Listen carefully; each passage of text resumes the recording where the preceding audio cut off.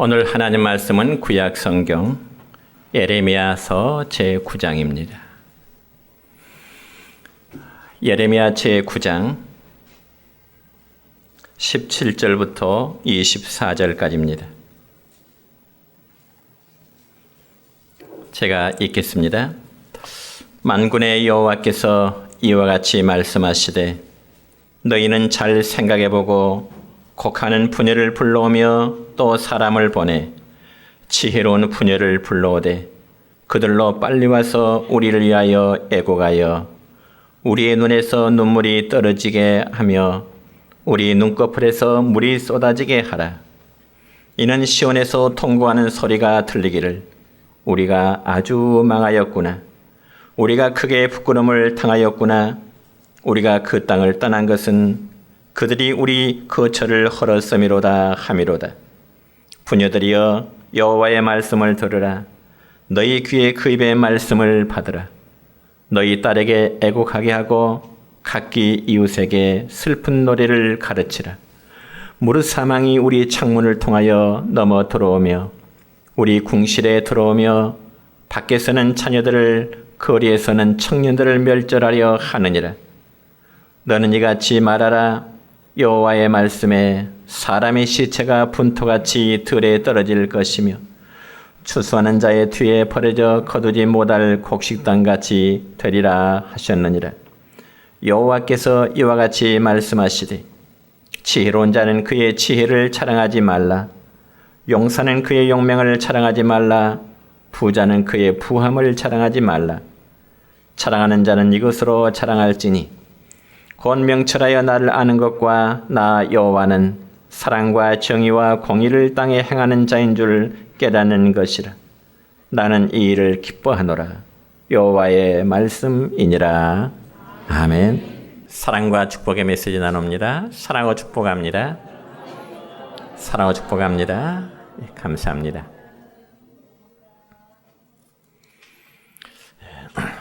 오늘은 구약성경 예레미야서 9장 17절부터 24절 있는 말씀을 중심해서 나라를 위한 성도들의 기도라는 제목으로 오늘 말씀을 선포하고자 합니다. 여러분, 우리가 신앙생활을 함에 있어서는 여러 가지 해야 할 일들이 있습니다. 즉 가장 기본적인 예배부터 시작해서 이제 봉사와 그리고 교제 그리고 전도 등 우리가 신앙생활 함에 있어서 해야 할 일들이 참 많습니다. 그런데 그 중에서도 모든 일보다 가장 우선돼야 될 일은 이제 기도 생활이라고 말할 수가 있습니다. 그래서 사도 바울은 믿음의 아들 디모데에게 이런 권면을 주는데 디모데전서 2장 1절의 말씀을 보면 이런 말씀이 있습니다. 시작. 그러므로 내가 첫째로 권하노니 모든 사람을 위하여 간구와 기도와 도구와 감사를 하되. 아멘.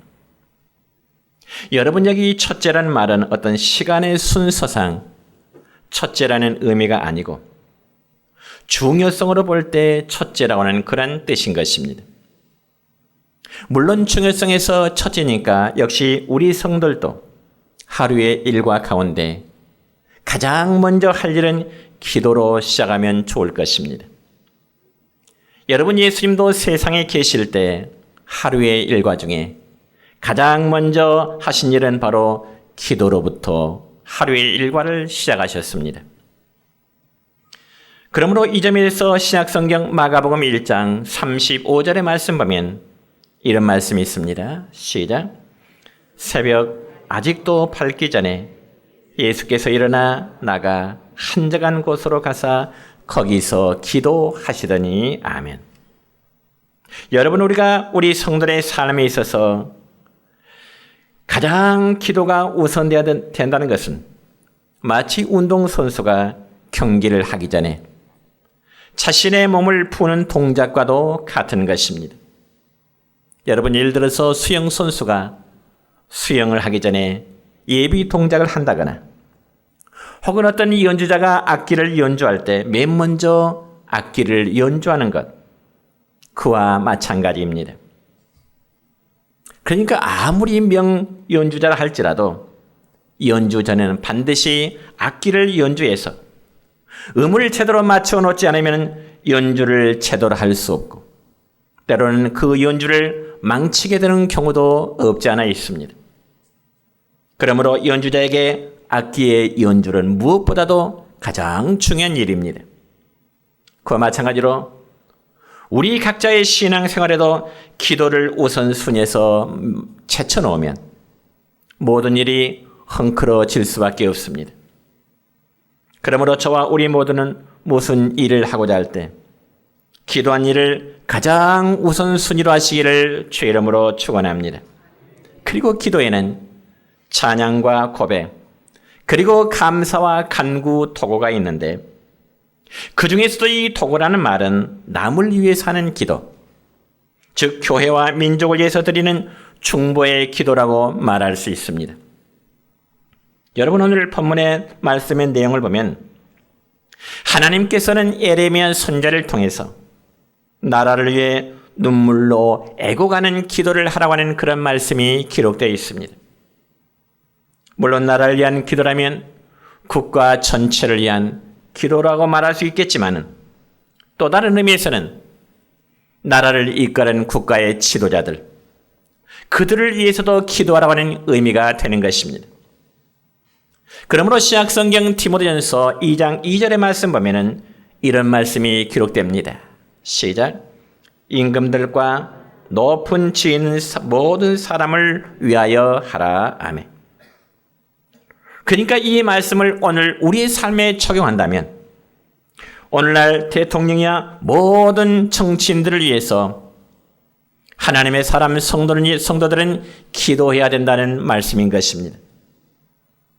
그러므로 오늘 우리는 광복 76주년 주일을 맞아서 나라를 위한 기도의 필요성이 무엇인가를 다시 한번 깨닫기를 원합니다.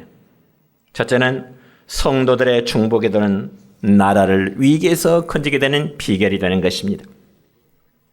여러분, 우리나라의 근대 역사를 살펴보면 1910년 8월 29일에 한국이 일본에 애속되었다고 하는 한일 합병이 이루어지게 되었습니다.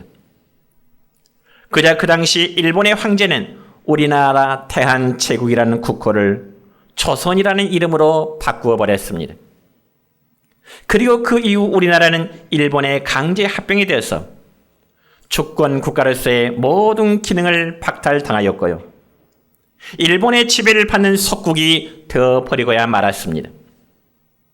그리고 그 세월은 1910년 8월부터 그리고 1945년 8월 해방이 되기까지 정확히 35년의 세월이 되었습니다. 그래서 한일 합병이 되던 1910년 그 해를 가리켜서 경술국제해라 그렇게 불려지고 있습니다.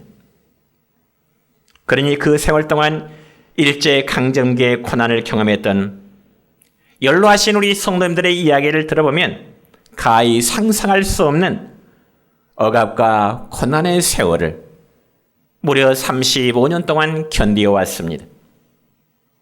그리고 특별히 교회 지도자들과 또한 성도들이 당했던 고난 역시 이루 말할 수 없는 고난이었습니다.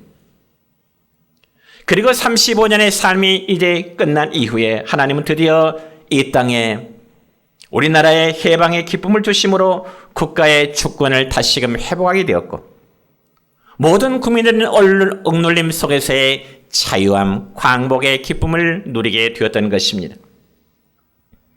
그런데 불행하게도 해방의 기쁨이 채 가시기도 전 이 땅에는 좌익과 우익의 갈등 속에서 국론 분열의 아픔을 겪게 되었고 해방 후 5년 뒤 그러니까 1950년 6월 25일 사상과 이념의 갈등으로 인해서 결국 6.25라고 하는 동족 상잔의 참상을 또다시 맛보아야만 했던 것입니다. 그럼에도 그럴 때마다 교회는 국가를 위해서 기도해왔고 그리고 국가의 지도자를 위해서 교회와 성도들은 기도해왔습니다. 그래서 오늘 읽은 성경 말씀에 보면 하나님께서는 이스라엘의 예레미야 선지자로 하여금 우상 숭배로 인해서 타락한 예루살렘이 이제는 머지않아 멸망당할 것을 말씀하시면서 기도할 것을 말씀하십니다. 오늘 본문 말씀 가운데 17절과 18절의 말씀입니다. 시작. 만군의 여호와께서 이와 같이 말씀하시되 너희는 잘 생각해보고 곡하는 부녀를 불러오며 또 사람을 보내 지혜로운 부녀를 불러오되 그들로 빨리 와서 우리를 위하여 애곡하여 우리의 눈에서 눈물이 떨어지게 하며 우리 눈꺼풀에서 물이 쏟아지게 하라. 아멘. 여러분, 과거 유대나라 즉 이스라엘의 관습에 의하면 어느 집안의 장례가 이제 생겼을 때는 그 유가족을 대신해서 돈을 받고 애고가는 사람들이 있었습니다. 그러니까 유가족의 슬픔을 대신해서 돈을 받고 직업적으로 울어주는 울음꾼이 있었다는 거죠. 그래서 하나님께서는 에레미야 선지자에게 말씀하시기를 예루살렘의 멸망을 내다보고 곡을 하는 부녀들을 불러서 빨리 울도록 하라 말씀하십니다. 그래서 모든 백성들의 눈에서 눈물이 떨어지지 않도록 예루살렘의 멸망을 내다보면서 모든 백성들로 하여금 더 이상 눈물이 나지 않도록 곡하는 부녀들을 불러다가 울도록 하라, 애곡하도록 하라 말씀하신 것입니다. 그럼에도 이스라엘 백성들은 우상을 섬김으로 인해서 나라의 위기가 직면했음을 그들은 깨닫지를 못했습니다. 오히려 무사태평한 모습으로 나라의 형편에 대해서 자신들의 죄에 대해서는 전혀 깨닫지를 못하는 무감각한 상태에 이르게 되었던 것입니다. 그래서 그런 자들에 대한 경고의 말씀이 오늘 본문 22절의 말씀인데 함께 읽습니다. 시작. 너는 이같이 하라. 여호와의 말씀에 사람의 시체가 분토같이 들에 떨어질 것이며 추수하는 자의 뒤에 버려져 거두지 못한 곡식단 같이 되리라. 아멘. 그러니까 여러분, 나라의 위기 속에서도 위기감을 느끼지 못하고 그저 무사태평한 그들의 시체는 결국 땅에 뒹그러지게 될 것이고요. 추수 때 거두지 못한 곡식단처럼 버려지게 될 것이라 말씀하고 있는 것입니다. 그러므로 신약성경 마태복음 11장 17절의 말씀 보면 우리 주님도 그 당시에 시대적으로나 그리고 영적으로 무감각한 사람들을 보시면서 우리 주님은 이런 말씀을 하십니다. 시작. 우리가 너희를 위하여 피리를 불어도 너희가 춤추지 않고 우리가 슬피 울어도 너희가 가슴을 치지 아니하였도다 함과 같도다. 아멘. 여러분, 오늘 우리에게도 우리 자신을 돌아보면서 그리고 우리나라의 상황을 돌아보면서 정말 무감각한 자가 되는 것이 아니라 자신과 자녀들을 위해서 이 나라 이 백성들을 위해서 기도해야 할 때임을 여러분 믿으시길 바랍니다. 특별히 우리나라 아직도 분단의 아픔과 상반된 이데올로기로 인한 이념의 갈등들이 매우 심화되어 있습니다. 그리고 해방 이후의 논쟁이었던 좌익과 우익의 이념 갈등이 지금 우리나라 정치판이나 국민들의 의식 속에는 여전하고 있는 사실입니다. 그래서 조금 진보적인 정치 성향을 드러내면 좌익이다 혹은 빨갱이다 혹은 보수 색채를 띠는 정치 성향은 스스로 우리는 우익이다 자연스럽게 이야기들을 하고 있습니다. 그러므로 이러한 때일지라도 우리 예수 믿는 성도들은 국가의 지도자가 누구일지라도 분명히 나라를 위해서 기도해야 될 의무를 가지고 있는 것입니다. 왜냐하면 하나님은 그들을 이 나라의 우리나라의 지도자로 세우셨기 때문에 그렇습니다. 그러므로 사도 바울도 디모데에게 교훈하기를 저 임금들과 높은 지위 있는 자들 위해서 그들을 위해서 기도하기를 당부하게 되는 것입니다. 여러분, 우리 성도는 육신에 속한 현실 세계와 그리고 우리 육신의 죽음 이후에 돌아갈 영원한 하나님의 나라를 소망하는 두 곳의 세계 속에 우리는 지금 살아가고 있는 것입니다.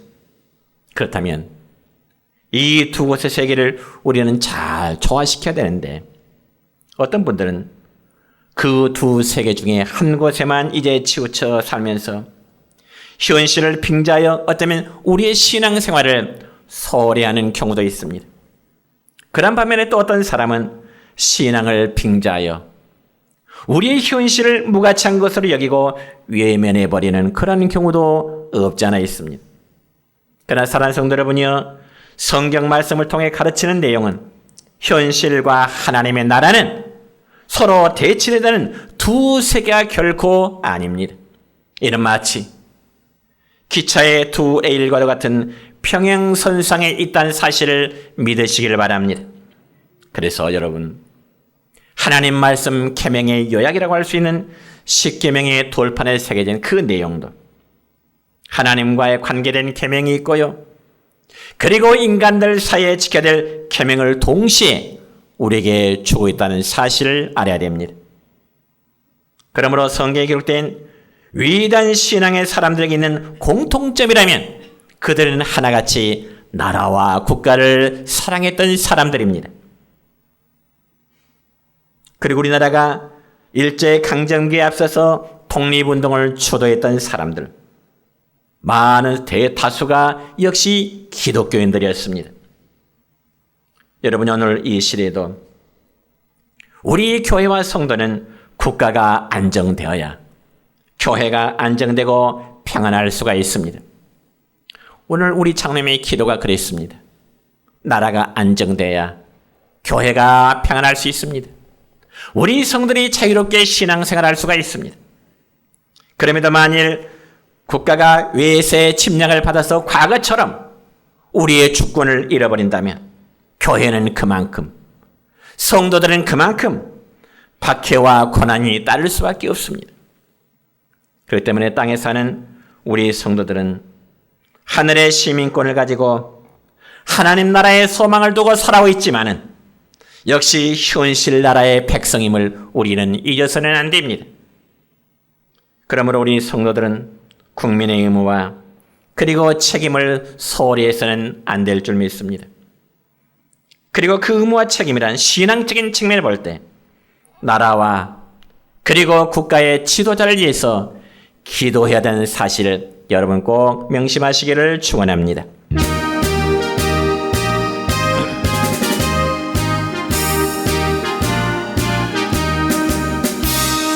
삼천리 반도 금수강산 하나님 주신 동산, 삼천리 반도 금수강산 하나님 주신 동산, 이 동산에 할 일 많아 사방의 일꾼을 부르네.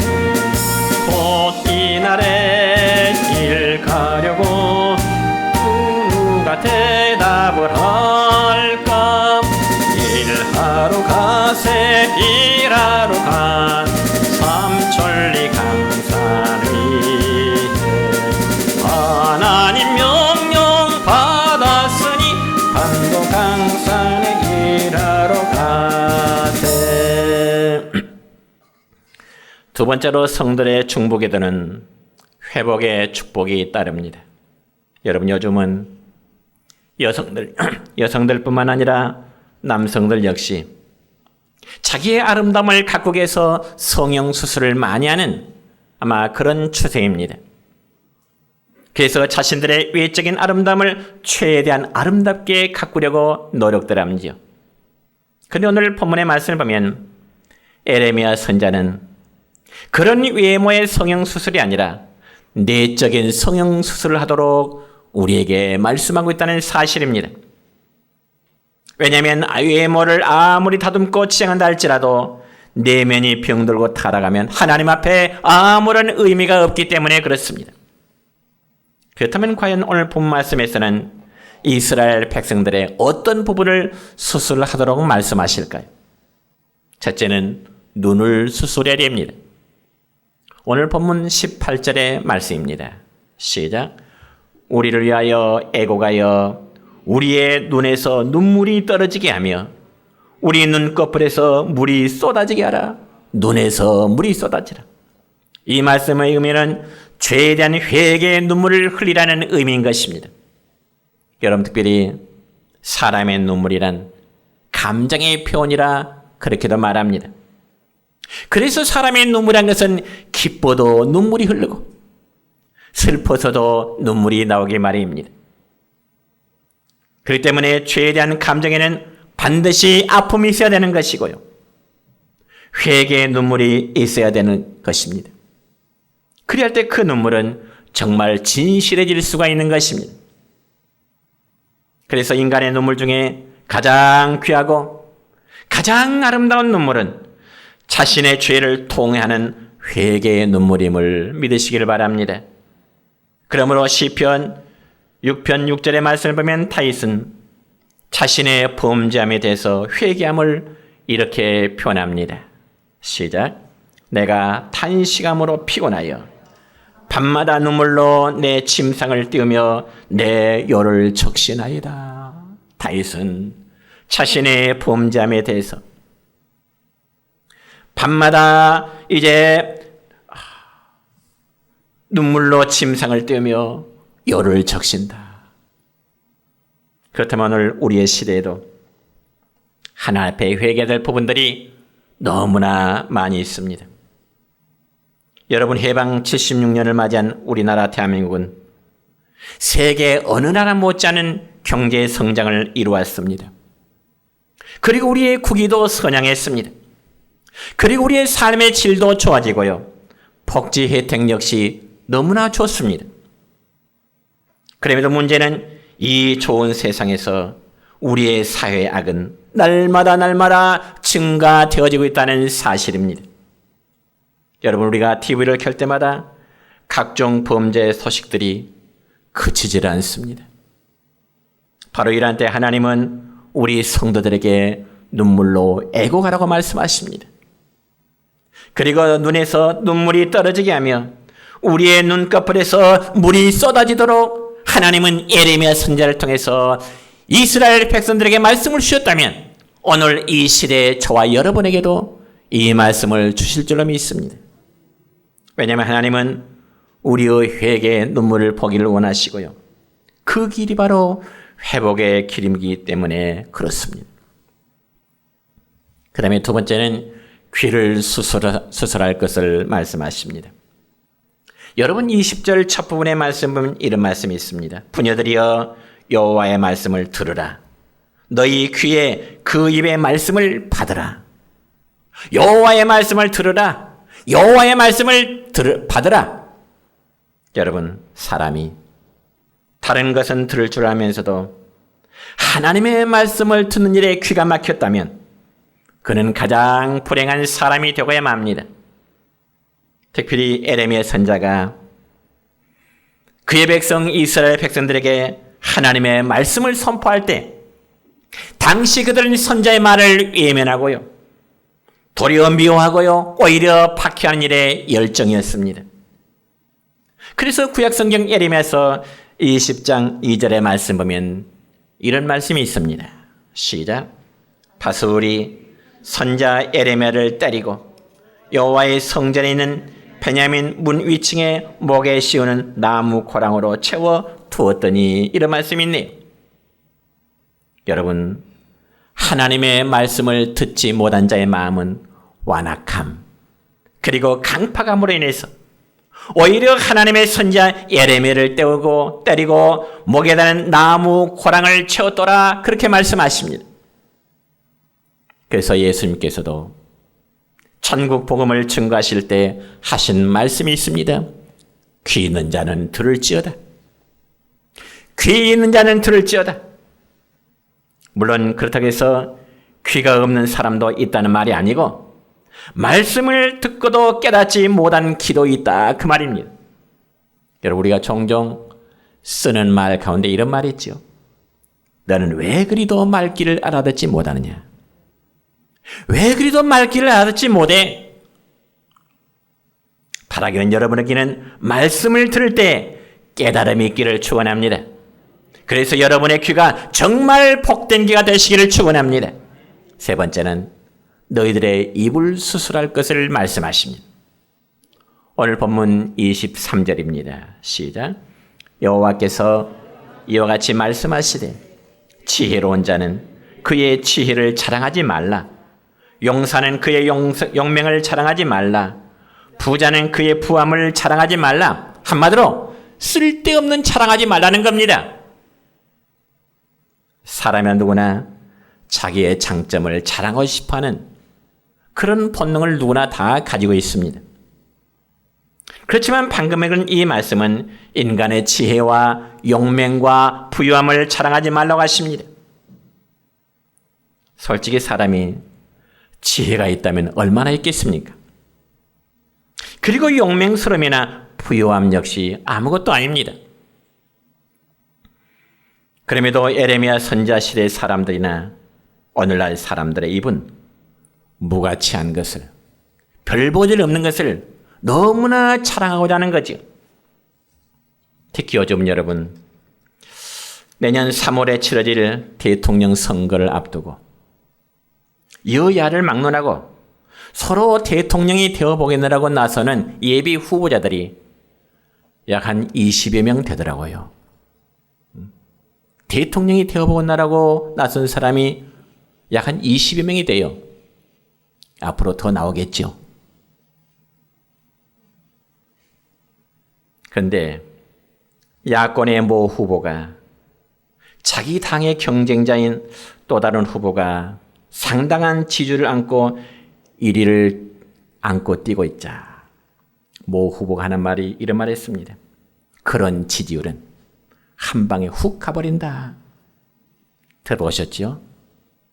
모 씨가 모 후보에게 그런 비아냥격인 이야기를 하더라고요. 지금은 1위로 지금 선두로 달려가 있지만은 한 방이면 훅 날아간다. 여러분, 인간의 자랑도요, 하나님 앞에서는 한 방에 훅 날아가 버릴 수가 있습니다. 그러므로 성도의 입술은 하나님을 높이는 일, 하나님을 찬양하며 감사드리고 정직을 말하며 기도로 아뢰는 입이 되고 주님만을 자랑하는 저와 여러분의 입술 되시기를 축원합니다. 그리고 예레미야 선지자처럼 사람들이 듣기 싫어해도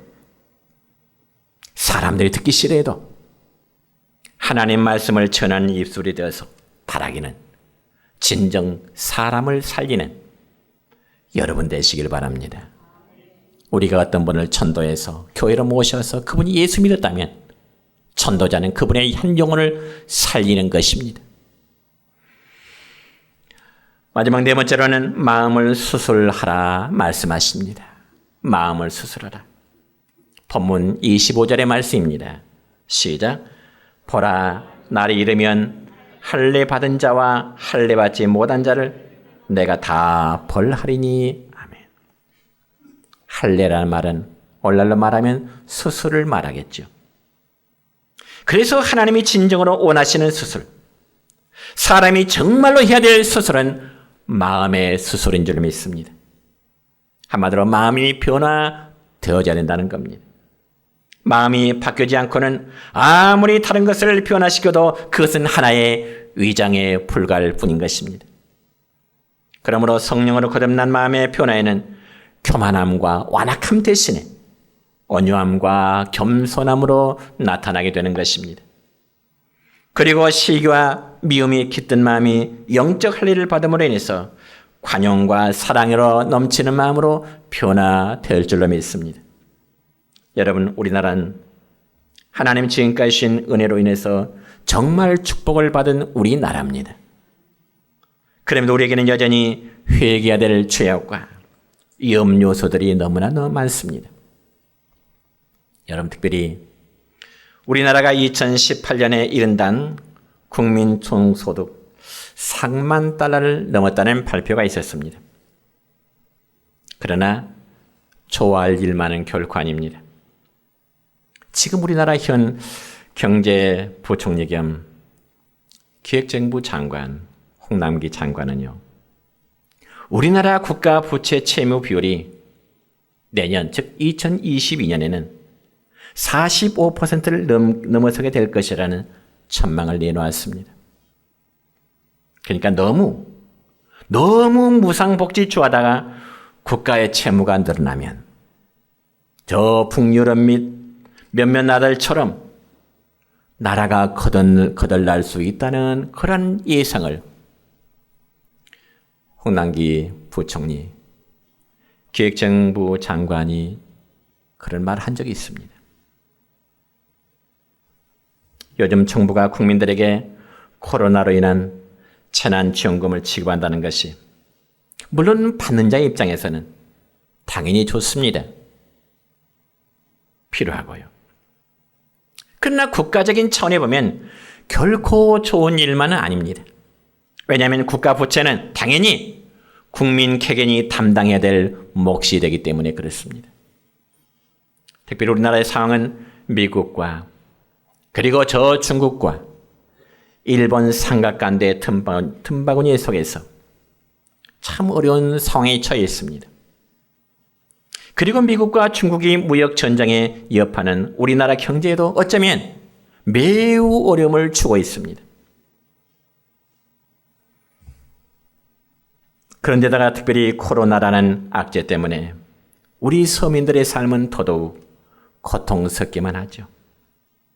바로 이러한 현실을 보면서 우리 성도는 에레미야처럼 정말 국가에 대한 애통함을 가져야 되는 거지요. 여러분 구약성경 에레미야 8장 18절의 말씀 보면 이런 말씀이 있습니다. 시작. 슬프다 나의 근심이여 어떻게 위를 받을 수 있을까 내 마음이 병들었도다. 그 다음에 에레미야 9장 1절입니다. 시작. 어쩌면 내 머리는 물이 되고 내 눈은 눈물 큰 눈이 됐고 죽임을 당한 딸 내 백성을 위하여 주야로 울리로다.